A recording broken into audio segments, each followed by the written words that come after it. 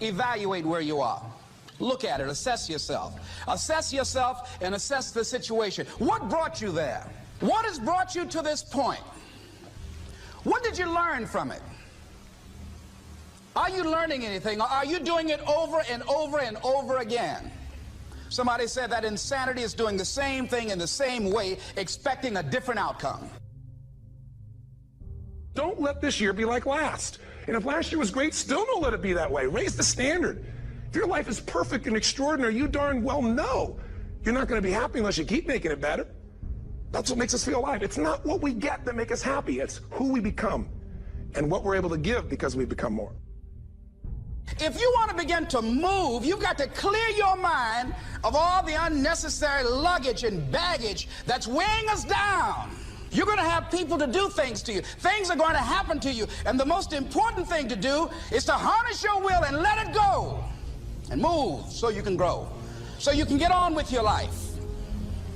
It doesn't matter about what happens to you. What matters is, what are you going to do about it? If there's anything that'll shift your life, that'll get you to thrive in a difficult situation, is take some massive action. Try something else. Change it, try it, move it. Progress equals happiness.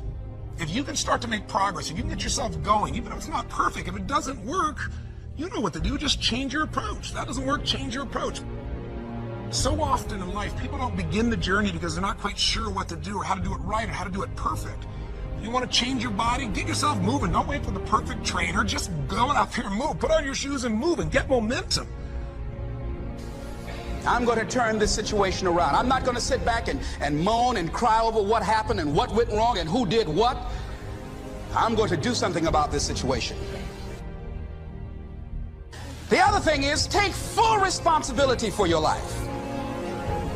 Accept where you are and the responsibility that you're going to take yourself where you want to go. Someone said we have two primary choices in life. We can either accept conditions as they exist, or we can take the responsibility to change them. See, a lot of people want to exempt themselves from taking responsibility. All they want to do is talk about the problem. Every time you see them, they'll tell you their story over and over and over and over again. No. You want to take responsibility for your life. I got me here, I can get me out of this. And I'm getting out. I'm not going to be a volunteer victim. And so all you're looking for are new breakthroughs through practice and practice and practice. You'll get better and better and better. And there's still some things that will happen to you that will catch you on the blind side that you did not anticipate. You'll get knocked down, but you won't be knocked out. And so I say to you, it's possible you can live your dream if it's becoming a diamond, if it's having more, if it's achieving more, if it's being a better father, being a better mother, whatever it is, overcoming addiction, changing our society. It's possible you can live your dream. It's necessary that you have a plan of action, that you're resilient, that you stick to, and you work with the system, that you work with people, that you give support, and that you be there for them, that you have the vision and never give it up, that you become creative and relentless and keep on coming back again and again and again, and that it's you that you got to take personal responsibility to make it happen, and that it's hard. Easy is not an option. And when life knocked you down, jump back up and said, it's not over until I win. Avoid people and situations that upset you. See, there's some people that know just how to push your button. They know just what to say. But I'm not going to expend any energy arguing with anybody. Life is too short, ladies and gentlemen, and unpredictable. I don't want to spend my time arguing with anybody, so I avoid situations that will get me upset. I don't argue with people. Draw the line, ladies and gentlemen. There are certain things that we just go through life just taking, and at some point, you just got to draw the line and just say enough is enough. You got to do that with yourself. One negative stroke is 16 times more powerful than a positive stroke. And if you have people around you who are not sensitive to who you are, and the people that can hurt you the most, ladies and gentlemen, are the people that you love. That you love. They're the ones that you're vulnerable to. They're the ones that can get to you. And if they're insensitive, I don't care who they are. See, if you don't draw the line with people, if you just let them run rampant in your life, and you let things happen to you that you don't feel good about, if you continue to allow it to happen, you won't feel good about yourself. Your image of yourself will erode. So you've got to draw the line. Why do people just go to a job where they're miserable, day in and day out? Why do people stay together and they're miserable, sleeping in separate rooms, or arguing, or the only thing they have in common is paying the bills? Don't talk, don't communicate, don't share anything together.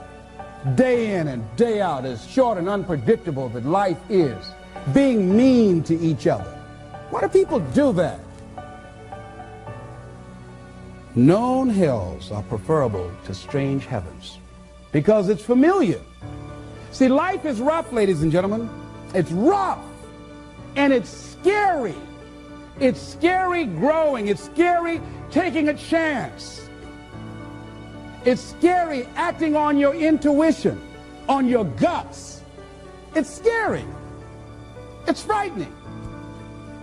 There are people that's tolerating things right now, and they're immobilized by fear. They can see the hammer coming, and they're afraid to even move because it's scary. To go against the dominant thinking of your family, friends, and those people you associate with every day is perhaps the most difficult act of courage you will ever perform. See, when you start growing, when you start changing the way you walk, the way you talk, the way you act, the way you respond to things, the way you use your time, when you start saying, no, I can't do that. Why? You're too busy. You don't have the time. No, I have my own agenda. So if people can put you on a guilt trip, they will. And use you and abuse you over and over and over again. You got to draw the line. You have to draw the line on them. Don't go through life feeling like you're powerless. Victims are people that are powerless. You're not powerless. You are powerful. You direct the power in your life. Whatever your life is right now, it is a duplication of your consciousness. It's a result of how you have decided to use your power. That's all it is. That's not who you are. That's just a perverted use of your power that you aren't satisfied with. And you've got the power to change that. Wherever you are, how? I don't know. But I know you've got the power to do that. But you don't know what has happened to me. It really doesn't matter what has happened to you. See, the only thing that really matters is what are you going to do about it? That's all that matters. That's all that matters. You can allow it to destroy you, or you can allow it to build you up. We never get to a level where we feel that there's nothing else for us to do, that we've achieved a certain number of goals and we figure that we're through. No, no. You don't want to stay there and celebrate too long like a lot of people do. They do something they consider outstanding. They go around talking about what they used to do. See, let me tell you, I used to do this and I used to do that. Excuse me, used to be's don't make no honey. What are you doing now? You're still here breathing. That means you've got some more to give. Doesn't matter how old you are, doesn't matter about where you are, doesn't matter about what you have, doesn't matter about what you've done. Life is about growing, it's about being productive, it's about stretching, it's about challenging yourself. So you start looking around and decide, hey, what else do I want to do? What got me here? It's a time for celebration, but also a time for reflection. What got me here? What worked? What did not work? What do I need to do to repeat so that I can get the same kind of results in other areas of my life? If the goal is to improve my health, if the goal is to improve my relationship, if the goal is to improve my income, if the goal is to improve something in society, what is it I need to do? Now, don't get confused with what you do with who you are. Don't trip. Don't go on some type of ego trip, talking about how bad you are. None of us do anything by ourselves. Develop an appreciation for external support as well as good fortune, because all of those things play a role. The other thing is, don't go overboard, celebrate. You must meet with triumph and disaster and treat those two imposters just the same. You look at it, hey, I did it. I feel good about that. Now you're moving on to the next thing. Things did not work out the way you wanted them to work out. You didn't produce the results you wanted to produce. Hey, miss that. Win some, you lose some. Next, moving right on. Don't confuse who you are with what you do. And make your mind fertile ground for the seeds of opportunity. Think if you want to experience a sense of fulfillment, you've got to have an open mind so that ideas can come in there and take root and grow.